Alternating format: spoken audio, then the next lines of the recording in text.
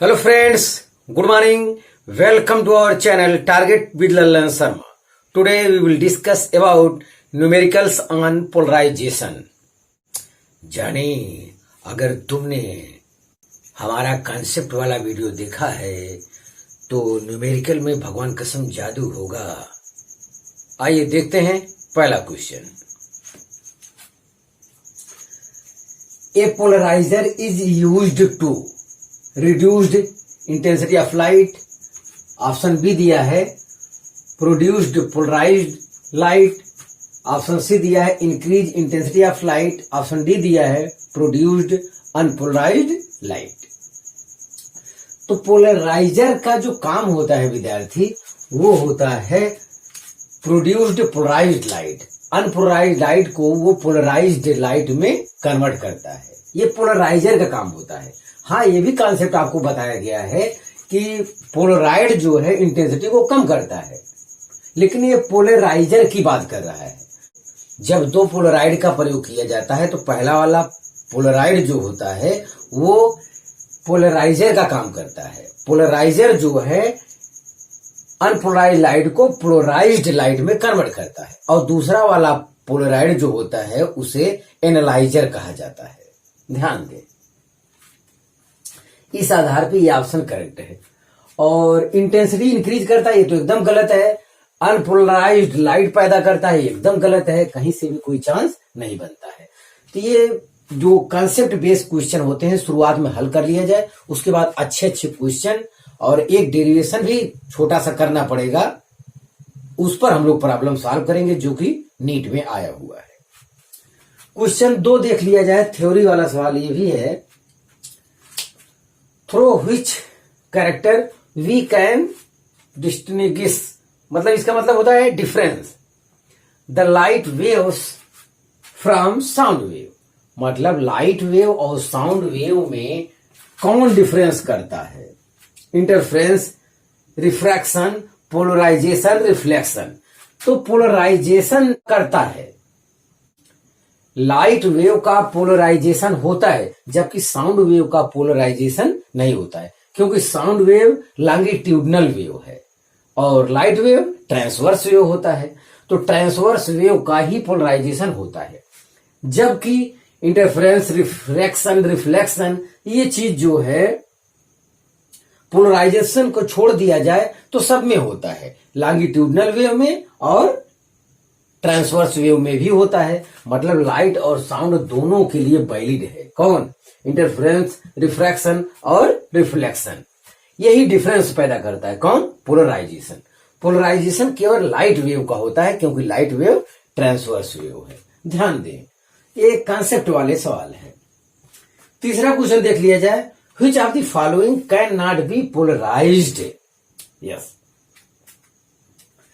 देखिए, radio wave, ultraviolet rays, infrared और ultrasonic wave. तो अल्ट्रासोनिक वेव को ही पोलराइज्ड नहीं किया जा सकता है। क्यों? क्योंकि ये साउंड वेव है, यही चीज है। देखिए, ये साउंड वेव जो यहां लिखा है यही चीज ये है, अल्ट्रासोनिक वेव। और ये radio wave, ultraviolet rays, infrared ये सब है इलेक्ट्रोमैग्नेटिक वेव, जिसे लाइट कहा जाता है, इलेक्ट्रोमैग्नेटिक वेव है। तो इलेक्ट्रोमैग्नेटिक वेव जो है गामा रे से लेके रेडियो वेव तक होता है। तो इसमें सब आते हैं, तो सभी इलेक्ट्रोमैग्नेटिक वेव है। इलेक्ट्रोमैग्नेटिक वेव ट्रांसवर्स वेव होता है और उसी का क्या होता है? पोलराइजेशन होता है। हाँ, ये और बात है कि ये हमें दिखाई नहीं पड़ते, ये विजिबल नहीं है। विजिबल केवल वही है जिसे आप लोग लाइट कहते हैं। 700 नैनोमीटर टू 750 नैनोमीटर, तो इसी के रेंज वाला जो होता है वही हमको दिखाई पड़ता है, उसी को लाइट कहा जाता है। लेकिन इलेक्ट्रोमैग्नेटिक वेव इसके पहले भी पड़ता है, इसके बाद भी पड़ता है। तो ये सभी इलेक्ट्रोमैग्नेटिक वेव हैं और ये ट्रांसवर्स वेव है, इनका पोलराइजेशन होता है। यही है साउंड वेव, ये लॉन्गिट्यूडनल वेव होगा और इसका जो है पोलराइजेशन नहीं होता है। तो आप इसे कॉपी कर लीजिए, तो फिर और क्वेश्चन हम देते हैं।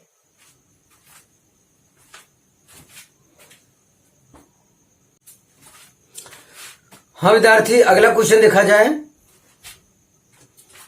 The angle of polarization for any medium is 60 degree. What will be critical angle for this? तो फ्रॉम बूस्टर्स लॉ ये है mu is equal to tan I B, Brewster angle. Yes, तो ये 60 डिग्री हमको दिया है, tan 60 डिग्री, ये होता है √3। What will be critical angle for this? तो क्रिटिकल एंगल के लिए जैसे ये डेंसर मीडियम, यस, और रेयर मीडियम में रिफ्रैक्शन एंगल कितना होता है? यहाँ पे 90 होता है। और ये आपका है IC critical angle denser medium में। यस, यही फार्मूला होता है। और डेंसर का ही रिफ्रैक्टिव इंडेक्स हमको मिल गया है, म्यू इज इक्वल टू कितना मिल गया है? μ1 नाम देते हैं, ये √3 मिल गया है।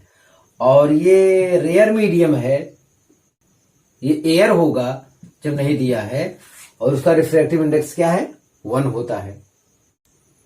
अब यहां पे स्नेल्स लॉ लगा देते हैं, तो μ1 इंटू साइन ऑफ ये, तो ये हो जाएगा sine IC equal to μ2 into sine 90। ये तो μ1 आपका है √3 into sine IC equal to 1 into 1। Yes, तो साइन IC इक्वल टू हो जाएगा 1/√3। तो यहां से हो जाएगा IC equal to sine inverse 1/√3। तो इस आधार पे आपका ऑप्शन डी करेक्ट है। तो आप इसे कॉपी कर लीजिए। तो फिर अगला क्वेश्चन हम देखते हैं।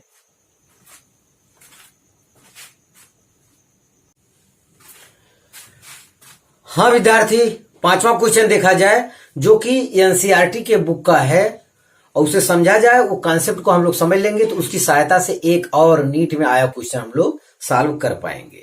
Yes, discuss the change in intensity of the transmitted light when a third sheet of polaroid is moved between 2 crossed polaroids. तो एक पोलराइड P1 ये है, एक P2 ये है। इनका पास एक्सिस परपेंडिकुलर होने की वजह से इसे कहा जाता है क्या? क्रॉस पोलराइड्स। और एक तीसरा पोलराइड P3 है जो इन दोनों के बीच में है, उसे ही रोटेट कराया जाता है। यस, तो फाइनल इंटेंसिटी आपको चाहिए यहां पे। तो यहां पे हम एक अनपोलराइज्ड लाइट ले रहे हैं, उसकी इंटेंसिटी मान रहे हैं I0। यस, अब एक P1 पोलराइड से होके ये गुजरता है, तो जाहिर है हम लोग जानते हैं इसकी इंटेंसिटी क्या हो जाती है? आधी हो जाती है। जो इस पास एक्सिस से गुजरेगा वही क्रॉस कर पाएगा।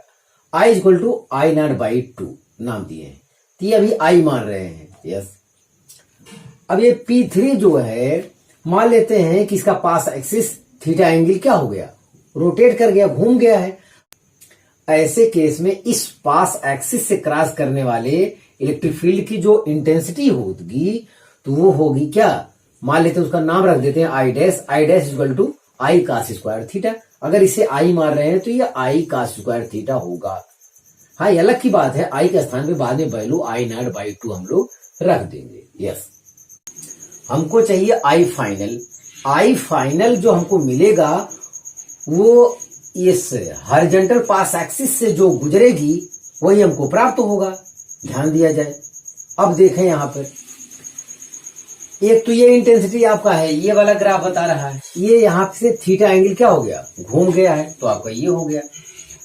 और यहां जो हमको I फाइनल मिलने वाला है, इस इंटेंसिटी का जो कंपोनेंट हॉरिजॉन्टल होगा वही क्रॉस कर पाएगा, उसी की इंटेंसिटी यहां मिलने वाला है। तो ये थीटा एंगल बना रहा है, तो ये कितना बनाएगा? 90 - थीटा। तो 90 - थीटा वाला ही क्रॉस कर पाएगा।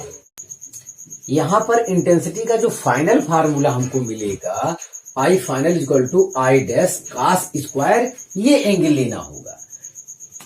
cos स्क्वायर 90 - थीटा लेना होगा, क्योंकि इस पास एक्सिस से गुजरना चाहिए, वही इंटेंसिटी हमको यहाँ पे मिलेगा।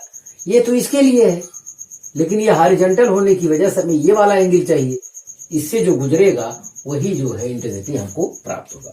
हाँ, आई डैश के स्थान पे हम लिखेंगे क्या, आई cos स्क्वायर थीटा।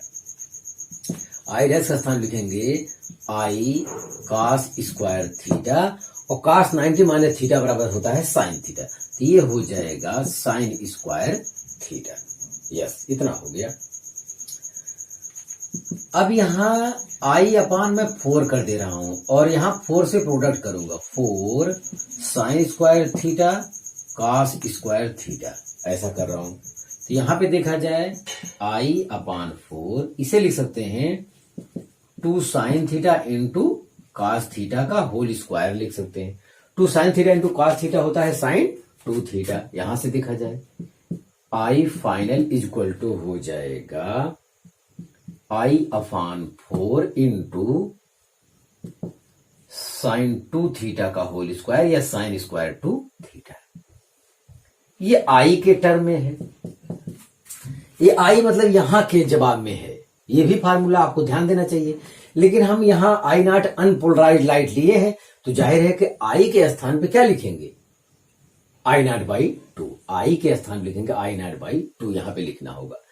तो जब 2 और हो जाएगा तो 4 2 यार 8 हो जाएगा, तो फाइनल इंटेंसिटी जो आएगा वो हो जाएगा I not upon 8 sine square 2 theta. ये आपका आंसर है। ये एनसीईआरटी में एग्जाम्पल आपको दिया गया है। इसका फायदा ये है कि एक क्वेश्चन ये सॉल्व करने से इसकी सहायता से कई क्वेश्चन और आपका सॉल्व हो जाएंगे। अब यहां थीटा बराबर अगर 0 हो जाए, थीटा बराबर 0 मतलब इसका पास एक्सिस इसके पैरेलल हो जाए, तो आई नॉट बाई 2 यहां भी हो जाएगा। अब ये परपेंडिकुलर, इसका पास एक्सिस ऐसा होगा, ये परपेंडिकुलर होगा, तो इसकी इंटेंसिटी यहां पे क्या मिलेगी, 0। अगर थीटा 0 हो जाएगा तो इसकी फाइनल इंटेंसिटी क्या मिलेगा, 0, क्योंकि ये भी ऐसे हो जाएगा। अब ये परपेंडिकुलर है तो कोई भी इलेक्ट्रिक फील्ड वहां क्रॉस नहीं कर पाएगा। यस, हाँ, थीटा इक्वल टू 45 डिग्री हो जाए, थीटा 45 डिग्री अगर हो जाएगा तो ये हो जाएगा 90, तो यहां पे मैक्सिमम इंटेंसिटी आपको जो मिलेगा वो आई नॉट बाई 8 मिलेगा। ये चीज आपको ध्यान देना है। तो 45 डिग्री पर फाइनल इंटेंसिटी मिलेगा आई नॉट बाई 8, जो यहां पे क्या होगा, मैक्सिमम होगा। ध्यान दें। तो आप इसे कॉपी कर लीजिए। तो इसी कंसेप्ट पर एक क्वेश्चन और हम सॉल्व करते हैं, लेकिन अब की बार डायरेक्ट हम इस फार्मूले में ही रख देंगे।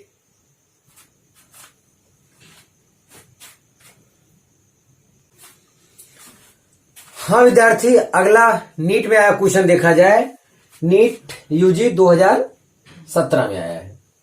तो क्वेश्चन देखें, two polaroids P1 and P2 are placed with their axis perpendicular to each other. Unpolarized light I naught is incident on P1. A third polarized P3 is kept in between P1 and P2 such that its axis makes an angle 45 degree with that of P1.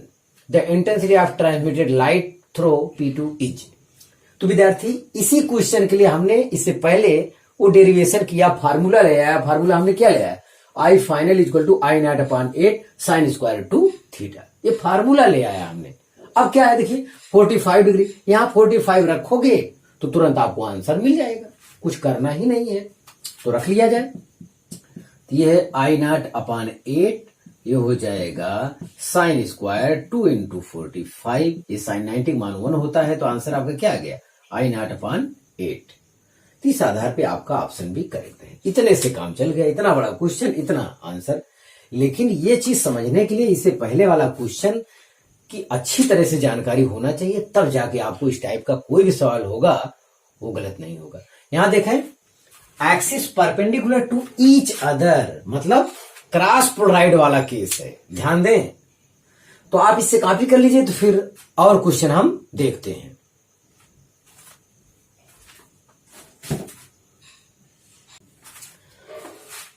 हाँ विद्यार्थी, अब की बार AIIMS 2015 में आया question देखा जाए।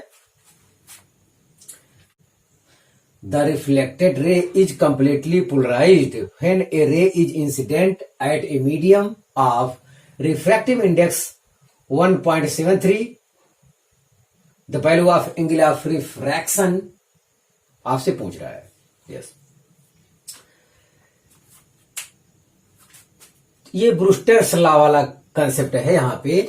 तो ये है mu equal to tan I B, और म्यू हमको दिया है 1.73 equal to tan I B. ये होता है √3 की वैल्यू है, तो ये tan आई बी। √3 जो है tan 60 की वैल्यू होती है, तो यहां लिखेंगे tan 60 equal to tan I B. तो यहां से आई बी इक्वल टू हमें 60 डिग्री मिल रहा है। लेकिन हमसे पूछा है the value of angle of refraction, यानी आर पूछा है, और ब्रूस्टर्स लॉ के तहत आई बी प्लस आर ये कितना होता है 90 डिग्री होता है। तो R equal to 90 minus I B, ये हो जाएगा 90 माइनस 60 इक्वल टू 30 डिग्री। तो ये रहा आपका आंसर। तो इस आधार पे आपका ऑप्शन ए करेक्ट है। तो विद्यार्थी आप इसे कॉपी कर लीजिए। तो और क्वेश्चन हम देखते हैं।